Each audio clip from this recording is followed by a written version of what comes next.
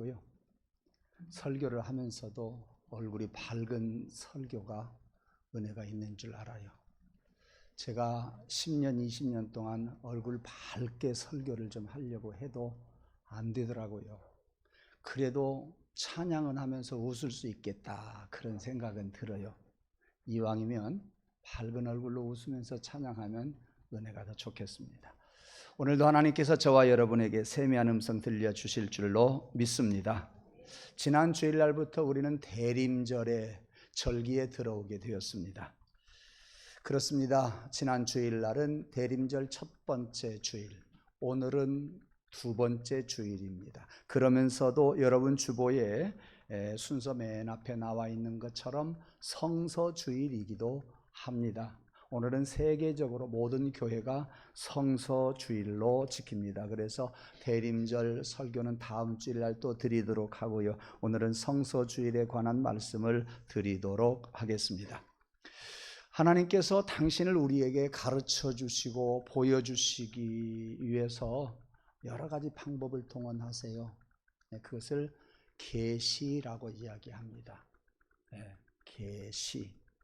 하나님께서 당신을 보여주시는 것을 계시라고 하고, 그 계시의 방법이 크게 세 가지가 있어요. 첫째는 천지를 창조하신 하나님이 자연을 통해서 나를 보아라, 자연을 통해서 나를 깨달아 가라 하시며, 두 번째는 하나님이 우리를 구원하시기 위해서 이 땅에 보내주신 독생자 예수 그리스도를 통해서 당신을 계시해 주세요.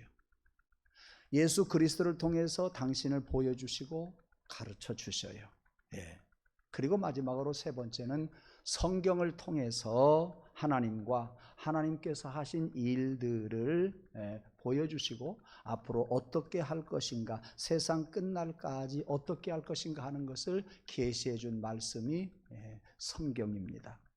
그러니까 우리 인간의 눈으로 보는 자연은 보기는 하지만 하나님은 안 보여요. 믿음 없는 사람들은 예수님을 보기는 하지만 하나님은 보이지 않아요.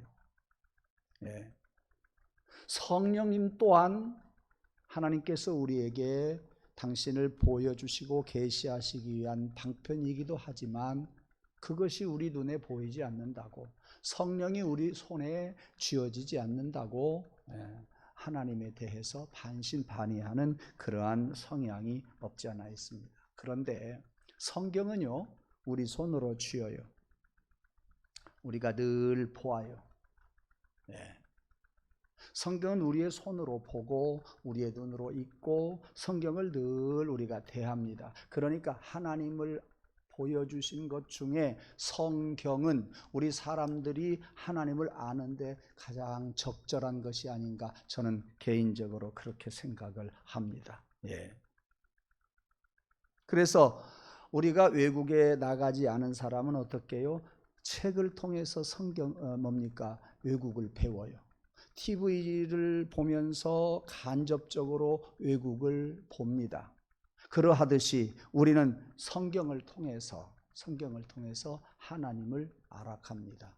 성경을 통해서 하나님의 말씀을 듣습니다. 성경을 통해서 하나님을 체험합니다.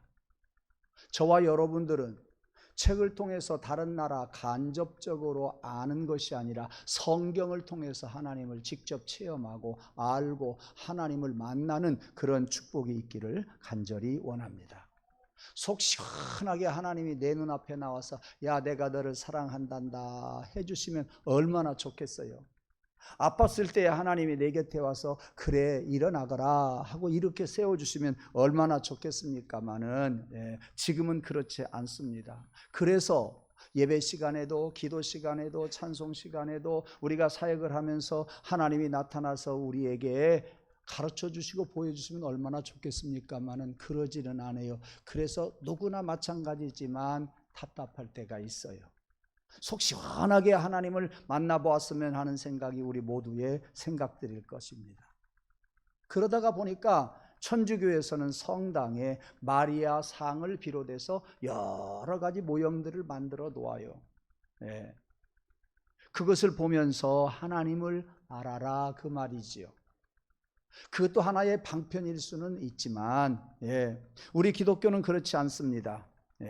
아무것도 없는 텅 빈 예배당 안에 무슨 형상을 만들어 놓는 것은 아니란 말이에요. 다만 있다고 한다면 십자가예요. 십자가를 통해서 우리는 예수님을 알아가고 십자가를 통해서 하나님을 알아갑니다. 하나님은 정말 계실까? 하나님은 정말 나의 기도를 들어주실까?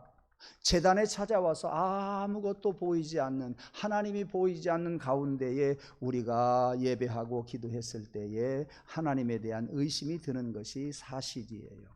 이것이 모든 성도들의 공통적인 느낌일 것입니다. 그래서 하나님께서는 세상에 그러한 우리 사람들에게 그러한 것을 불식을 시키려고 무엇을 준지 아세요? 성경을 주셨다 그 말이에요. 성경을 통해서 하나님을 보아라. 성경을 통해서 하나님을 만나라. 성경을 통해서 믿음을 가져라. 아멘.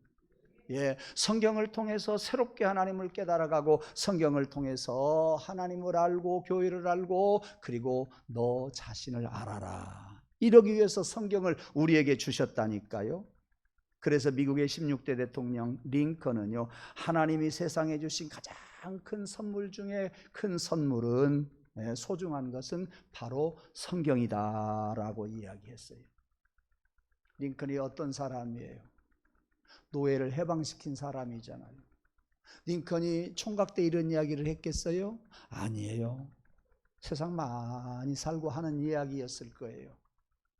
링컨이 세상에 경험 많이 하고 그것도 거지도 아니고 대통령으로서 살다가 이런 이야기를 했어요. 선물 중에 가장 큰 선물, 하나님 우리에게 주신 가장 좋은 선물, 그것은 성경이다. 아멘. 여러분들도 링컨 못지않는 성경을 들고 고백하는 신앙인들이 되기를 원합니다.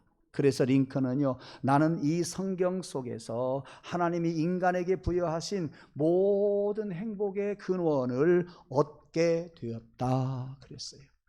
모든 행복의 근원을 얻게 되었다. 무엇을 통해서요? 성경을 통해서 얻었다라고 그는 이야기합니다. 저도 링컨만큼은 아닐지 몰라도, 아니 링컨보다도 더한 고백일지 몰라요. 저는요, 지금까지 살아오면서 지나고 보면 이것도 하나님의 은혜. 가슴 치고 눈물을 흘릴 때가 많았는데 지나고 보면 이것도 하나님의 사랑이네. 지난날 우리 교회 31년의 역사를 쭉 살펴보면 하나님이 이렇게 이끌어 오셨구나 하는 것이 제 가슴 속에, 제 손에 보여지고 느껴져요. 이것이 하나님의 사랑이다. 그래서 언젠가 제가 좋아하는 찬송, 언제부터 이 찬송을 좋아했어요. 주의 음성을 내가 들으니 사랑한단 말일세. 지나고 보니까 이것도 하나님의 사랑. 지난날에 보니까 하나님이 주신 은혜도 하나님의 사랑. 지난날의 슬픔과 아픔도 지나고 보니까 하나님의 사랑. 그래서 옛날에 불렀던 찬송이 아니라 새롭게 불려지는 찬송, 새로운 은혜를 맛보면서 부르는 찬송, 주의 음성을 내가 들으니 사랑한단 말일세. 새롭게 느껴지는, 새로운 은혜로 다가오는 거예요. 지나고 보니까 부모들이 저를 사랑하는 마음이 지극하잖아요.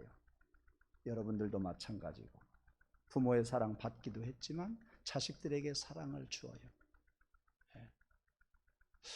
부모의 사랑을 커서 보니까 이런 마음이 아버지의 마음이었고 이런 마음이 어머니의 마음이었구나. 나보다 앞서 사신 부모님들이 이런 마음이었구나. 두 분 다 돌아가셨지만 그때 그 말씀을 하시더니 이런 마음이었구나. 하나 예를 들어볼까요? 어머니가 저를 불러요. 가봤어요. 어디에 돈이 있으니까 기억하고 있어. 어머니 별소리를 다 하시네. 별소리를 다 하시네. 얼마 전에 그 이야기를 동생들한테 했더니 오빠한테 그랬어? 나한테는 그런 이야기도 안 하대. 어디에다가 돈을 두었으니까 기억 잘하고 있으래. 지금에 와서 생각하니까 내일 아침에 일어날 수 있을까? 네. 그게 느껴지는 거예요. 네. 어머니 생각이 나서 저도 딸에게 어디 뭐가 있어? 네. 제가 이야기해뒀어요. 여러분들한테는 안 가르쳐줘요. 어디에 뭐가 있어? 네. 알려주었다니까요. 얼마 전에 정남숙 권사님은요, 아파트에서 혼자 주무시는데 무슨 일이 있을까봐 문을 열어놓고 주무신대요. 그때는 권사님이 그 이야기할 때 내가 알아들었어요. 왜? 진즉에 어머니 이야기를 들었거든요. 어머니 아버지 이야기를 들어보면 아하, 이래서 이런 말씀하셨구나. 내가 사는 동안에 당신들도 더 먼저 또 사시면서 또 이런 이야기 하시고 저런 이야기 하시는구나. 지나고 보니까 그때 그 아픔이 주의 음성을 내가 들으니 사랑한다는 아픔이었구나. 그 고통이 지나고 보니까 하나님이 날 사랑하신다는 표현이었구나. 이런 믿음을 가지고 지금의 아픔을 예수님과 함께 극복해 가는 성도가 되기를 주님의 이름으로 축원합니다. 예. 이렇게 성경은요, 우리에게 여러 가지를 가르쳐 주어요. 첫 번째, 하나님을 알게 하십니다. 성경은 하나님이 우리에게 하나님을 알아라고 계시해 주신 말씀이에요. 구약시대 때는 성경이 없었어요. 구약시대 때는 성경이 없었어요. 여러분, 천주교에 가보세요. 성도들이 성경 못 읽어요. 성도들에게 성경이 주어지지를 않아요. 저 신학생 때 공동 번역이 만들어졌어요. 기독교하고 천주교하고 함께 번역을 한 것을 공동 번역이라고 하는데 그 뒤부터 성당에 다니는 성도들이 성경을 그래도 조금씩 대하게 되었어요. 그러니까 구약시대 때 천주교인들은 하나님의 존재를 일일이 성경을 통해서 경험한 것이 아니라 경험을 통해서, 체험을 통해서 알았어요. 이를테면 사람이 죄를 지으면 하늘에서 불이 내려와서 벌을 내렸어요. 하나님 계시는구나 이렇게 생각했어요. 땅이 갈라져서 사람들을 집어삼켰어요. 하나님 무섭네. 그래서 사람들이 무서워서 죄를 짓지 못했습니다. 이것이 구약시대 때의 그들의 신앙이었어요. 하나님은 형체만 보이지 않을 뿐 그 역사를 우리 눈으로 목격하게 했는데 지금은 아니란 말이에요. 옛날 이야기 조금 더 해볼까요? 이스라엘 백성들에게 복을 입체적으로 주었어요. 어떻게요? 눈에 보이게 주었어요. 이를테면 만나와 메추라기 눈으로 날마다 체험하게 하면서 하나님 살아계신 것을 가르쳐 주었어요. 홍해를 건널 때에 물이 갈라졌어요. 그 길을 건넜어요. 이렇게 입체적으로 하나님이 이스라엘 백성들에게 하나님 살아계심을 보여주었어요. 재앙을 내릴 때에도 마찬가지예요. 피, 개구리, 이, 파리, 온역, 독종, 우박, 메뚜기, 어두움, 그리고 장자 죽음. 이렇게 10가지 재앙이 내려질 때에 이스라엘 사람들이 살고 있던 애굽의 북부 지역 고센 땅에는 재앙이 안 내렸어요. 아시잖아요. 고센 땅에는 하나님의 재앙이 안 내려졌어요. 왜요? 그 고센 땅이 좋아서가 아니라 이스라엘 백성들을 지키려고요. 이스라엘 백성들을 지켜주시면서 내가 하나님인 것을 알아라 그러셨어요. 구약시대 때는 이렇게 하나님이 나타내 보여주셨는데 오늘날에는 그런 기적이 없다 그 말이에요. 그런 기적이 없으니까 사람들이 죄를 지으면서도 무서워하지를 않아요. 사기를 치고 보이스피싱을 해도 한 번 안 걸리면 할만해요. 할만해요. 그러니까 또 하고 또 하고. 그런 일을 해도 여전히 하나님은 모르는 척하고 뭡니까? 눈을 감아주니까 괜찮은가 보다. 아니 하나님이 없나 보다. 여기까지 간단 말이에요. 그래서 똑같은 죄를 계속 반복해서 저질러요. 여러분들은 어때요? 주일 성수 안 하면 하나님이 내 이놈 하고 꿈에라도 들려주면 주일 성수 틀림없이 할 텐데 한번 빠져봐도 괜찮고 11조도 한번 띄어 먹어봐도 괜찮고. 이상한 사람이 있어요. 11조도요 2달에 3달에 2번 하는 사람이 있어요. 꽤 부리지 말고요 성실하게 11조 생활하고 성실하게 주일 성수하십시다. 자녀들이 더 알아요.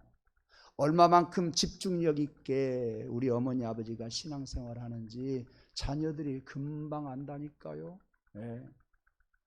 어떤 일이 있을 때에 예배를 드리지 아니함으로 자녀들에게 믿음 없는 것을 보여주지 마세요. 대단히 중요한 것 같은데 그럼에도 우리 어머니 아버지는 예배 드리더라. 집중력 있게 예배할 수 있고 최선을 다해서 준비하고 예배하는 그런 모습을 보여줄 때 자녀들이 그것을 본받지요. 석 달 만에 2번씩 11조 하는 거 자녀들 안다니까요. 사람들도 알아요. 사람들도 알아요. 그런데 주일 성수 안 해도 하나님이 눈 감아주고 11조 떼어 먹어도 하나님이 눈 감아주니까 괜찮은 것 같지요? 안 괜찮아요. 안 괜찮아요. 하나님은요 그곳에서 눈을 부릅뜨고 보고 계신다고 하는 거 알아야 돼요. 하나님은요 진노하시고 질투하시는 하나님이신 것을 우리는 알아야 돼요. 하나님은 심판하시는 하나님인 것을 우리는 알아야 돼요. 제가 여러분 얼굴을 보니까 전곡을 찌른 것 같아요. 주일 성수도 그냥 돌아오니까 와서 예배 드린다. 먼 일 있으면 친정 갈 일이 있으면 예배 안 드려야지. 그런 사람들이 듣고 보니까 찔리지요. 여러분 얼굴 보니까 많이 찔린 것 같아요. 조는 사람은 없는데요. 근심이 가득한 것 같아요. 그러지 마시고요. 제대로 주일 성수하면서 자유하면서 사십시다. 그 결실이 곧 맺어진단 말이요. 주일 성수하면서 여러분 양심에도 하나님 앞에서도 성도들 앞에서도 자유하면서 살아가는 여러분 되기를 주님의 이름으로 부탁을 드립니다.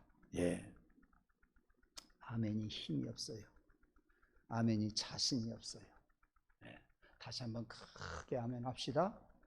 여러분 진실로 하나님 섬기면서 주일 성수하시기를 주님의 이름으로 축원합니다. 아멘. 그렇게 하나님을 무시하는 사람, 성경에 나와 있는 말씀을 경히 여기는 사람 하나님이 혼내더라니까요. 18세기에 살았던 프랑스의 문인 볼테르라고 하는 사람이 있어요. 저는 신학하면서 이 사람 이야기 많이 들어봐서 압니다. 여러분 이 사람은요 하나님이 없다고 하는 것을 증명해 보려고 노력을 많이 한 사람이에요. 하나님의 허구성에 대해서 고발을 하려고요 자기가 글을 써가지고 인쇄기를 사서 책을 만들어서 배포한 사람이에요. 그 정도 했으면 얼마나 노력을 많이 했겠어요. 무슨 노력? 하나님이 없다고 하는 것을 내가 아니까 많은 사람들에게 알리리라 하는 노력이에요. 그래가지고 그렇게 책을 찍어내서 많은 사람들에게 배포를 했어요. 그런데요 그가 죽고 난 후에 그 기계 인쇄기를 어떻게 쓴지 아세요? 성경을 만드는 인쇄기가 되었어요.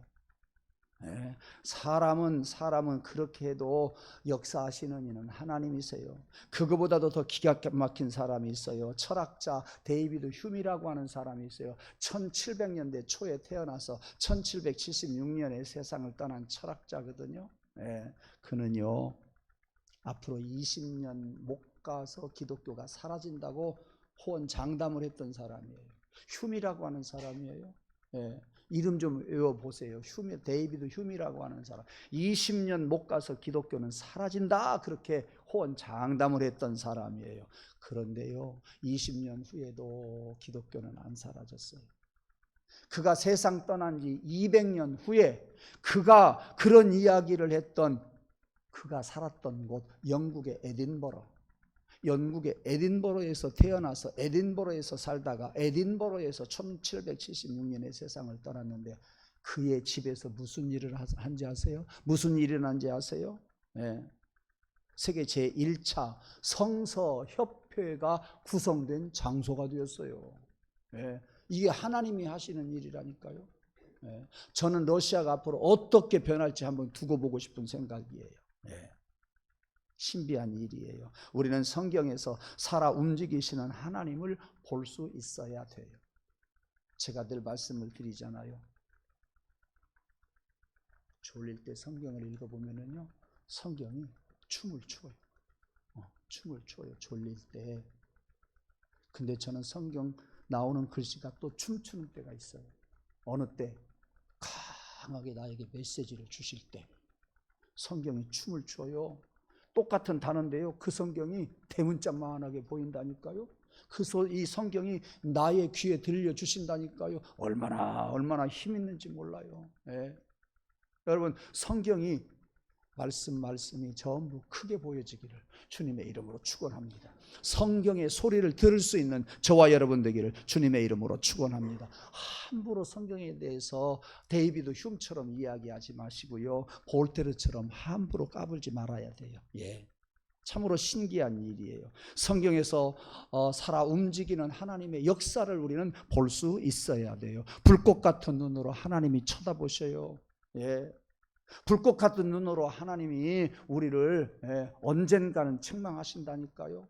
여러분, 성경을 그렇게 알다가 성경이 여러분의 심령 속에서 사라지면 어떻게 되느냐 그 말이요. 날마다 하나님의 말씀이 여러분 안에서 크게 들려오기를 원합니다. 어떤 판단을 할 때에 하나님의 말씀으로 판단하는 성도가 되기를 원합니다. 어떤 사람을 만나서 어떤 일을 하려고 할 때에 말씀이 여러분에게 보여지고 들려지고 그 말씀이 여러분 안에 역사해서 여러분이 하나님의 말씀을 택해서 가고 여러분들이 하나님의 사람을 택해서 함께 갈 수 있는 그런 믿음의 사람이 되기를 원합니다. 믿음이 있는 것 같은데 믿음 없는 사람 따라가지 말고요, 믿음 있는 것 같은데 믿음 없는 그런 짓 하지 말고 하나님의 말씀이 여러분 안에 크게 자리하고 살아 역사하고 움직임으로 말미암아 여러분도 모르게 하나님의 말씀을 따라가는 귀한 은혜가 있기를 간절히 원합니다. 그래야 뒤에 가서 주의 음성을 내가 들으니 사랑한다는 말이었네. 하나님 감사해요. 우리가 그렇게 고백하면서 살아갈 수가 있는 거예요. 그 다음에 두 번째, 성경 속에서 우리 자신의 모습을 보게 됩니다. 잘 한번 들어보세요. 나는 누구인가? 내가 어디서 왔는가 하는 문제, 어떤 철학자가 대답해 주지 않았어요. 예수님보다도 여러분이 잘 알고 계시는 소크라테스, 아리스토텔레스, 헤라클레이토스, 많은 사람들이 500년 전에 태어난 사람들이요, 그때부터 인생이 뭐냐, 그렇게 이야기들을 했고 그렇게 말들을 했고 그렇게 이론들을 정립하려고 했어도 대답을 찾아내지 못했어요. 여러분, 석가모니도 공주도 제자들이 이야기할 때 우리의 사후세계가 어떻습니까? 그러니까 이 세상도 모르는데 그 세상을 내가 뭐라고 아느냐, 그렇게 대답을 했어요. 그러나 성경은 내가 어떻게 왔으며 어떻게 갈 것인가, 왜 왔으며 어떻게 살아가야 할 것인가를 가르쳐 주는 것이 성경입니다. 하나님의 말씀입니다. 예. 성경에 보면 그러한 말씀들이 나온다 그 말이요. 성경은 사람의 근원이 그 속에 있어요. 사람의 뿌리가 성경 속에 보면 나와 있다니까요. 입양아들이 겪는 홍역 같은 일이 있어요. 입양아들이 겪는 한 번쯤 꼭 치루어야 할 거 있어요. 그게 뭐예요? 내 뿌리가 뭐냐? 미국으로 입양 간 사람들이 살다가 보면 피부 색깔도 다르고 얼굴 생김새도 다르고, 그럼 나는 어디서 왔어? 알고 보니까 입양되었네. 예. 그러면 나의 엄마는 누구고 나의 아빠는 누구일까? 나의 조상은 누구일까? 예. 왜 내가 이렇게 남의 나라에서 살까? 예. 그러면서 우울해집니다. 입양아들은 이와 같이 자기의 뿌리가 뭐냐, 자기의 근원이 뭐냐, 이것을 찾아 헤맵니다. 예. 그리고 하는 말이, 나는 세상에 태어나지 말았어야 되는데, 이런 생각을 하게 돼요. 사실 알고 나서는 한결같이 크게 충격을 받는 아이들이 입양아들이지요. 그래서 어떤 이는 그 충격 때문에 탈선을 합니다. 생을 마감해버리고 맙니다. 그런가 하면 어떤 사람은 심기일전에서 자신의 미래를 잘 가꾸어 가는 사람도 없지 않아 있습니다. 그러면 여러분은 무엇입니까? 여러분의 뿌리가 무엇입니까? 여러분은 어디서 왔습니까? 어디에서 태어났습니까? 그리고 여러분의 근원이 무엇입니까? 어떤 사람은 말해요. 우리 조상이 원숭이라고. 아이고, 왜 사람을 그렇게 비극적으로 만들어요? 우리의 조상이 아메바라고 하는 사람도 있어요. 미친 사람들이에요. 정신 빠진 사람들이에요. 제가 그래서 또 말씀드려요. 원숭이의 유전인자와 사람의 유전인자는 달라요.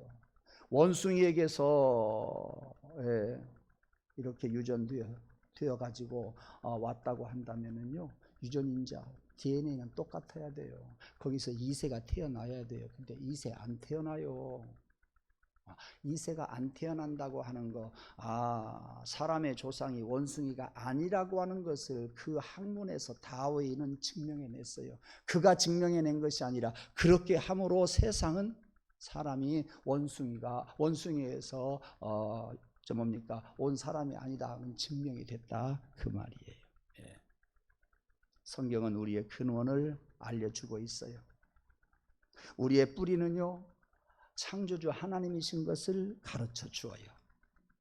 그래서 스펄전 목사님은 이런 이야기를 했어요. 성경은 바로 나 자신에 대해서 말하고 있다.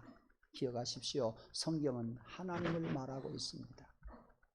성경은 교회를 말하고 있습니다. 성경은 나를 말해주고 있습니다. 분명하게 성경에서 하나님을 찾고 성경에서 교회를 찾고 성경에서 나를 찾아서 여러분들이 살아갈 길을 택하고 깨달아 알아서 살아가는 저와 여러분 되기를 간절히 원합니다. 세 번째, 성경은요, 우리를 통해서 미래를 볼 수가 있습니다. 사람이 자신의 미래와 운명을 안다고 한다면 얼마나 좋겠습니까마는 그것이 그리 쉽지 않습니다. 근데 성경은 가르쳐준다 그 말씀이에요. 금방 말씀을 드린 것처럼 우리는 뿌리가 하나님이세요. 하나님에게서 왔어요. 하나님의 사명을 받아가지고 온 하나님의 백성들이에요. 이 땅에서 내 일을 하면서 살아가는 것이 아니라 하나님 일을 하면서 살아갈 것을 가르쳐 주었어요. 그렇게 살다가 또 하나님 나라 가요. 이것이 성경에서 우리에게 가르쳐 주시는 하나님의 진리란 말이에요. 이 땅에서 영원히 사는 사람 한 사람도 없어요. 대단히 미안해요. 저도 마찬가지고요. 저는 어려서부터 왜 그런 생각을 많이 했어요? 초등학교 4학년 때, 5학년 때부터 생각을 했던 것 같아요. 50년 지나면 내가 몇 살이고, 60년 지나면 몇 살이고, 80년 지나면 몇 살이고, 그때는 내가 어디가 있지? 밤하늘에 많은 별들을 바라보면서 내가 그 나라 가는 것인가? 할머니하고 자면서 그 생각을 하면 몸부림을 쳤어요. 초등학교 때. 그래서 갑자기 일어나 가지고 말이죠, 엄마 곁으로 가야 그래도 조금 든든해요. 엄마 곁에 가다가 새카만 개를 만나 가지고 죽을 뻔 알았어요. 그 밤중에. 어디를 가요? 그 철학자들이 많은 인생이 이야기해 줬지만 하나님 나라 간다고 이야기하는 사람 없어요. 저 높은 곳을 향하여 날마다 나아갑니다. 우리가 날마다 그 나라를 향해서 지금 가고 있다니까요. 여러분, 앞으로 10년 후에 함께 예배 이곳에서 못 드릴 사람 있어요? 목사님, 그런 말씀 마세요. 나 여기서 예배 드리고 싶어요. 저도 마찬가지요. 여러분들과 같이 예배 드리고 싶어요. 그래요. 우리는 10년은 봐주게요. 그러면 20년 후에 같이 예배 못 드릴 사람이 있어요. 여러분 기도해 주세요. 김성기 집사님 지금 요양원에 계시는데 많이 힘드세요. 우리 교회에서 사진을 얼마나 많이 찍으셨습니까? 예배 시간에 많은 사진을 찍으니까 우리 성도들이 짜증을 냈어요. 제발 조금만 찍게 해주세요. 목사님이 말씀 좀 해주세요. 언젠가 말을 했어요. 목사님, 내가 나중에 가면 이것밖에 우리 교회 안 남잖아요. 더 이상 내가 말을 할 수가 없었어요. 그저께 아들하고 통화를 했어요. 많이 약해지셨어요. 꼭 뭔 일 있으면 이야기해 주세요. 그때 목사님 그래요. 너무 감사해요. 그렇잖아도 아버님 돌아가시면 어떻게 할까. 말 이야기하는데 손님들이 없어서 너무나 초라할 것 같다는 이야기예요. 우리가 김성기 집사님 세상 떠나시면 장례식 잘 해드려야 돼요. 있는 정성을 다해서 우리 행사장에 쫓아다니고요. 그 무거운 카메라 들고 젊은 사람 같이 다니면서 수고 많이 했고요. 내가 이 재단에서 남길 것은 사진밖에 없다, 이런 마음으로 사셨다니까요. 예, 그래요. 다 같은 마음이겠죠. 예. 우리가 사는 것은요, 그 나라 가기 위하면서 준비하는 삶이에요. 저 높은 곳을 향하여 날마다 나아갑니다. 내 뜻과 정성 모두어 날마다 기도합니다. 내 주여 내 맘 붙드사 그곳에 있게 하소서. 그곳은 빛과 사랑이 언제나 넘치옵니다.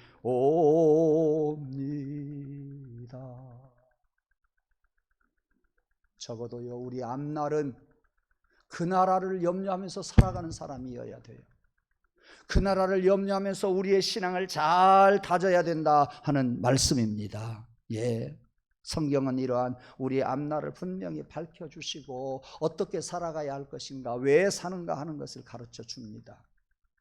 우리의 출생이 우연한 것이 아니었더라 그 말이에요. 하나님의 계획과 하나님의 경륜 속에서 우리가 세상에 태어났고, 우리가 오늘날 이 시대에 한 재단에서 같이 섬기게 되고, 우리는 또 똑같이 하나님 나라 갈 사람들이다 그 말씀이에요. 성경은 나의 내일의 운명이나 내가 죽고 사는 문제, 여기에 여러분 해답이 있다고 하는 거 여러분이 아시고, 성경 들고 미래를 바라보면서 살아가고 영원한 나라를 사모하면서 살아가는 저와 여러분 되기를 주님의 이름으로 축원합니다. 네.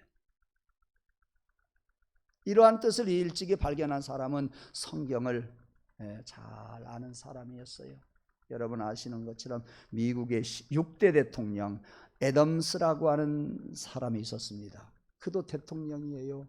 잠깐 어려서 살다가 죽은 사람이 아니라, 거지로 살다가 죽은 사람이 아니라, 대통령으로서 한 나라를, 대통령으로서 세계를 지배했던 사람 애덤스는 이야기합니다. 나는 이 세상에서 가장 소중한 책은 성경책이라고 생각한다. 그래서 나는 세상 사람들에게 이 책 읽을 것을 권하고 싶다, 권한다, 그렇게 이야기를 했어요.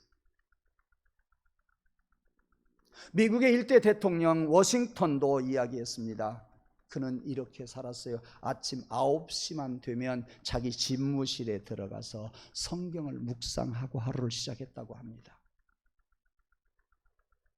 2차 대전 때 참전했다가 중공군에게 붙잡혀 갔던 포로가 있습니다. 일본 사람 데시아 데루라고 하는 사람이에요.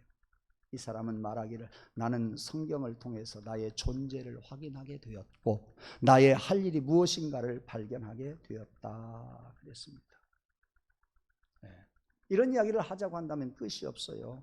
여러분 많이 익은 사람 내천감상, 우찌무라 간조지요.